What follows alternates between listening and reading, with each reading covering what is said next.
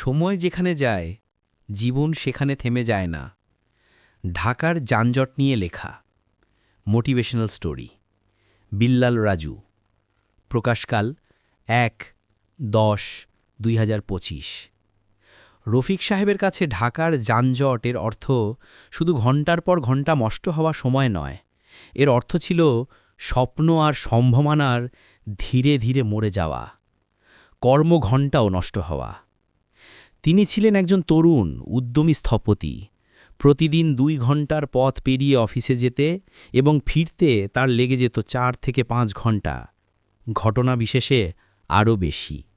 এই যানজট কেবল কর্মঘণ্টার অংশটুকুই কেড়ে নিচ্ছিল না, কেড়ে নিচ্ছিল তার জীবনের সবচেয়ে মূল্যবান সম্পদ, সময়। মানসিক চাপ, ক্লান্তি আর পরিবারের জন্য সময় দিতে না পারার হতাশা তাকে ঘিরে ধরত সারাক্ষণ। একদিন বাসের জানালার পাশে বসে রফিক সাহেব দেখলেন রাস্তার পাশের এক দরিদ্র শিশু মনোযোগ দিয়ে বই পড়ছে, যেন বাইরের কোনো কোলাহল তাকে স্পর্শ করতে পারেনি। তখন তার মনে এক তীব্র উপলব্ধি এলো, আমি তো প্রতিদিন হাজার হাজার টাকার অর্থনৈতিক ক্ষতির হিসেব করি, কিন্তু আমার ভেতরের সৃজনশীলতার যে ক্ষতি হচ্ছে তার মূল্য কত রে ভাই। ঠিক করলেন আর নয়, রাস্তায় আটকে থাকা সময়কে হতাশার কারাগারে পরিণত করবেন না, বরং একে সুযোগের কর্মশালা বানাবেন আজ থেকেই। পরের দিন থেকে তিনি তার অফিস ব্যাগে রাখলেন একটি নোটবুক, একটি ছোট ল্যাপটপ আর কিছু বই। যানজটে বসে থাকার সময়টা তিনি আর ফেসবুকে বা বিরক্তি নিয়ে কাটান না। তিনি সেই সময়ে অফিসের কিছু হালকা কাজ সেরে নেন, নতুন স্থাপত্যের নকশা আঁকেন, ব্যক্তিগত উন্নতির জন্য বই পড়েন বা নতুন কোনো ভাষা শেখার অডিও শোনেন। কয়েক মাস পর দেখা গেল রফিক সাহেব অফিসে অন্যদের চেয়ে দ্রুত কাজ শেষ করছেন। সেই অলস সময় এখন তার সৃজনশীলতার উৎস।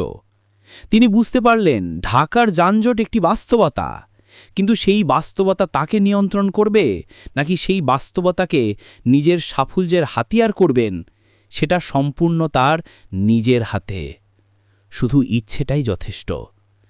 যানজট এখনও আছে, কিন্তু এখন রফিক সাহেব জানেন পথের কাঁটাগুলোকে কিভাবে পায়ে চলার সিঁড়ি বানাতে হয়।